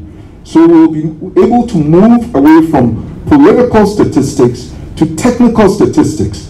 The same way that the Ghana Statistical Service is the official body for reporting inflation. Every month we get an inflation report. The same way with the LMIS, once it is developed, every month or at least every quarter, we know how many jobs have been created, in what sectors, what areas, the hours, number of hours worked per worker, the wage growth per worker per week, per month. All these details are critical to ensuring that we have what is referred to as Ijumapa. Ijumapa is simply the indigenous version of the ILO's decent work. And so you cannot have decent work without dealing with all these things. And again, as I said before, it's not enough for you to keep getting increases in your wages if inflation is eating into that. And that's why I mentioned the critical role of macroeconomic policy. Now, it tends to be abstract, so I'm just going to deal with 3 elements of that. And while they are critical to growing the economy, because as I said, without growing the economy, you cannot create the jobs. And it relates a lot to both fiscal policy and monetary policy. One of the key indicators, I'll just discuss 3 and then I'll sit down. One is interest rates. This past Sunday, I did a Zoom for some organization. It was a global Zoom, and I had to look at interest rates. The interest rate, the lending rate for China is just under 5%. Lending rate for China. The lending rate for Ghana is 23%. And that's just the nominal. if you do what we call effective interest rates and all that, it's close to 30%. You cannot create enough employment, or at least enough businesses for them to employ these young men and women. About 300,000 of them enter the labor force every year. And yet the existing businesses, you cannot go and borrow at close to 30% and expand. And most of those who borrow then go to the ports to just clear stuff to come and sell, because it will not work for industry. So when we talk about macroeconomic policy, these are some of the things that we have to identify and then target in terms of reducing. We've never done that in Ghana. We do not have interest rate targets where we say, okay, now it's 23. By the end of 2021, it should be 18. By the end of 2025, it should be. We don't have that. That's something that we have to change. It's the same thing with inflation. And even then, there are other non-financial sectors or factors that we have to look at. How much does it cost you to rent an apartment or a living place in Ghana? They have the minimum is 2 years, which itself is madness because it also affects your salary as a worker. So that is also discussed in there. But then in terms of even enterprise development, you either have to pay 5 years or 10 years goodwill. That is also another madness that we have to deal with. So you are paying close to 30% interest rate.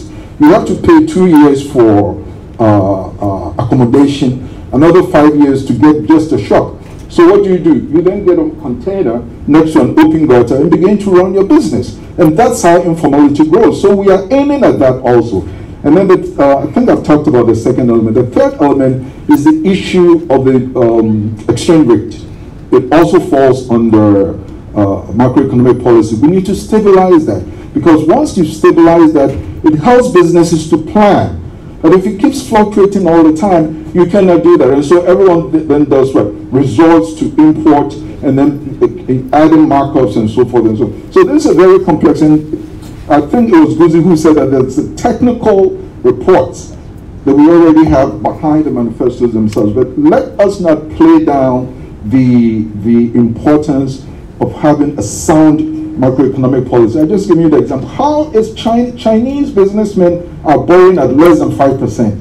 And our businessmen are borrowing at least 22%. There's simply no competition. And it's going, then it becomes very difficult for us to hire people the way we should. And so I agree with those questions, but bear in mind, at least rest assured, that they are also being catered for. Definitely the labor market information system will be a key driver to addressing a lot of labor issues once the Employment Act is addressed. Thank you very much.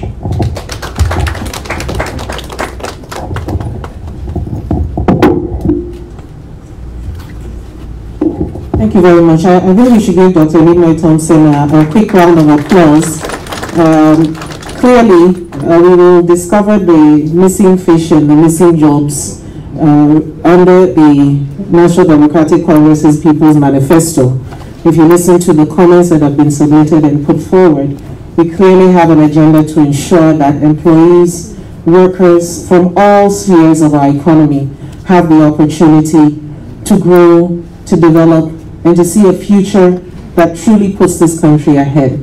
Ladies and gentlemen, we can go on. I see the room has already come alive as we are talking with passion and sincerity about these challenges. But behind every challenge is an opportunity, and I'd like to use this as an opportunity to invite those who have made some comments, and even those who haven't had the opportunity to make comments because of the time that we have left and we must be wrapping up, to please forward your issues, your concerns to us directly.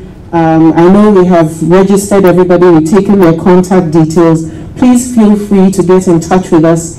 If you go to naanajane.com, you will find an official website for her office. We would really like to receive your issues, your comments, and as you can see from the conversations around responses to policy, responses to your anxieties and your concerns in the People's Manifesto, I hope that gives you an assurance that we are committed to addressing these issues together, because it is not something that as a political party we believe we can do on our own.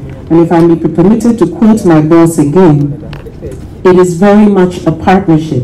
The economy must be humanized. It must be about us. Ladies and gentlemen, we are coming to the end of our submissions. Just a comment from Professor Butri before I hand over to Prof to wrap us up. Professor Butchie, would you be so kind? Oh, Prof, Professor Butchie will be wrapping up. Okay. Thank you very much. Prof, can I please hand over to you? Thank you. With a round of applause, please. Sir.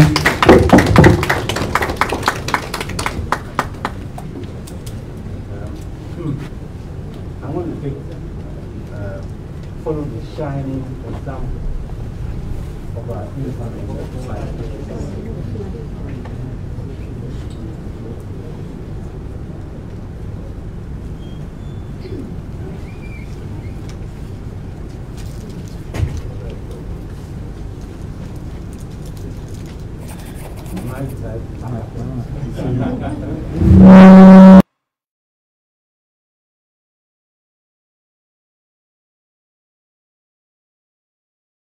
I want to follow the shining example of our incoming Vice President. She must know what she was doing. And our moderators, diligent efforts at sanitizing the mic each time by removing this life-saving but awfully inconvenient contraption. I think we've had a wonderful conversation here. I'm taking away a number of things. Clearly, the channels of communication between our party and our working people must be strengthened and improved. I listened carefully to all of you. Mr. Mumin, I listened to you very carefully. In the course of the preparation of the manifesto, actually, there was quite a bit of engagement with working people and with the unions. But I take your point. I thought that we had put behind us in the 19th century the right of working people to unionize. Okay? I mean, the worst thing you can do to anybody, to any country, is to make it, to put obstacles in the way of working people who wish to unionize. And then there is the issue of really even the data to tell us what is happening in the labor market. Nemo talks about the labor market information system, which is very, very critical. So we depoliticize, the labor statistics and make them more regular and available, so that the technical and the political can be sort of dealt with appropriately. So yes, I think that we must improve the channels of communication. Nemo talked about the importance of the macroeconomic stability. Get away from the technical conclusion of the thing. We all understand we want low interest rates. You want an environment that promotes savings and investment. You must grow the economy, not by turning everything to artificial intelligence, but employment generating growth. That requires a bit of planning also. Guzi talked about what happened in Germany after the war. Yes, we are one of the few countries in the world where the National Development Planning Commission is actually in our constitution. The idea is that we, all parties, agree on the fundamental direction of our national economy, leaving space, nevertheless, for parties, different parties, to tweak objectives and so on every 4 years if we wish. And we can't have a situation in which a government comes to power within the framework of the National Development Planning Commission, forges a certain direction, a new government comes to power, it is changed. Work that has been done over years is certainly thrown overboard, so there is no continuity. I mean, in the economic literature, and don't be bamboozled by these technicians, even I, an average mortal, have understood them. Everybody says in the literature, Ghana and Korea, were the same level at independence. Today, my boys, I love my next few days.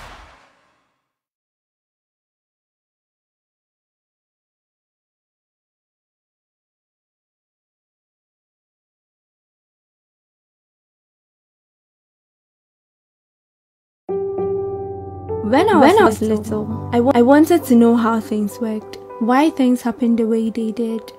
I was lucky to witness the Fourth Republic. Even though I didn't understand much at the time, I could remember the joy on my mother's face when she said, "It's a new dawn, Mommy. Come on, let's take you to bed." As we witnessed a new transition, I wondered why no woman was up there to take the front ranks. My mother always said, "It's a man's world out there. You need to work hard." 2 questions on my mind. Why don't I do it? Why not me?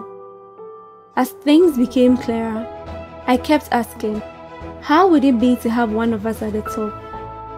So, I worked harder and even extra hard, hoping that someday, when I'm ready to take the bold step, I'll be undeniable. Nothing good comes easy, they say. I may seem overambitious, but it's good to scare yourself sometimes. My mother said, if all these great men can, I also can. It's a man's world, my child. You need to work hard. Working hard for this seemed like a fruitless toil for women. But in 2020, something happened. Breaking news. The NDC has selected a female running mate. There's light at the end of the tunnel, we say. This day is the beginning of everything good we've been working for. I'll tell my child and my child's children, just because she can, they also can. Change is here indeed. Making history is gratifying, but what really matters is not to be the first through the door. What matters is to hold that door open for those behind us. Come 7th December 2020, let's go to the polls and vote John Dramani Mahama and Professor Naana Jane Opoku-Agyeman. Let's vote for inclusiveness. Let's vote number 2 for change.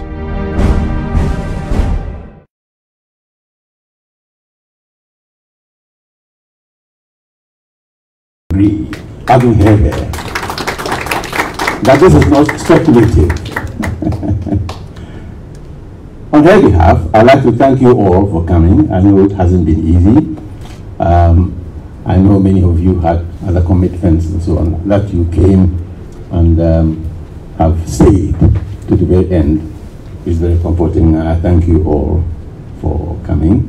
I think that we have work to do. I urge you to read the manifesto.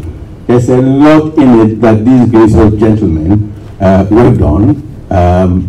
And a lot of the questions that you have posed or would have liked to pose, I'm certain you'll find answers to when you read the manifesto. And in communicating with us, let's also be a little bit more modern. You don't have to trudge to the offices of the incoming vice president or any one of us. If you have access to the internet or phone, it will be helpful for you to access the websites that have been created and access the source of information that are already available. That way, we improve the communication. And so, on this way, I see that there's a space for refreshments, and we can't really conclude this satisfactorily without hearing the incoming vice president in any case, but I thank you on their behalf.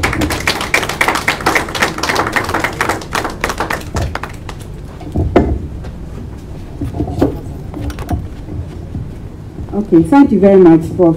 I can't thank all of you enough for being here, stopping whatever you were doing this morning,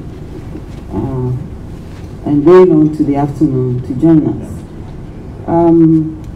I've heard all your comments. I've tried to understand as much as I can.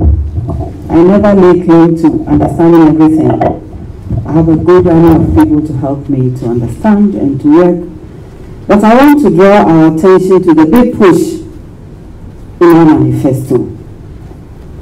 And the big push is based on Ghanaian raw materials, Ghanaian labor, Ghanaian ownership. We need to own our resources. It's about time. We need to support our people to win the big contracts. If the Chinese is coming here and using 5% as interest, and our people are getting their loans at 30%, There's no competition. They've already lost. We must support them whatever way we can. And Professor Butcher has just referred to Malaysia. And one of the books I enjoyed a lot was from Third World to First World War. So absolutely fascinating on how they were able to turn the economy around. They didn't do it the way we are going about it. Everything, nothing owned by us. As if our people are not capable. You and I know that they are capable. Because when we push them, the profit stays here. You cannot be pretending to be running an economy when somebody can, one or two or three companies can simply come together today and say we are taking our profits away, then you are finished. What is that? It has to change. We need to keep our profits here, reinvest that profit, and grow our economy in ways that matter and in ways that inure to our lives. As I keep telling everybody, I understand things in very simple terms. The theories are there to help us understand how things evolve, but they shouldn't end there. In practical terms, you own nothing. And you can talk all you want. What will change? I'm not sure. So government, we will support Ghanaian businesses to win the big contracts. We will support them to grow. We should own our banks. We should own many things. Why not? It's our country. When you say it's your country, what does it mean when you don't have a foot in the door? So please forgive me for speaking this passionately, but that's how I feel. Things must change. You cannot continue like this. Thank you very much.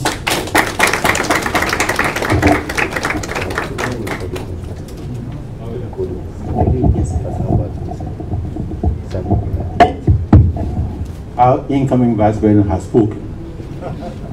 So that was the last word. Just a small kick.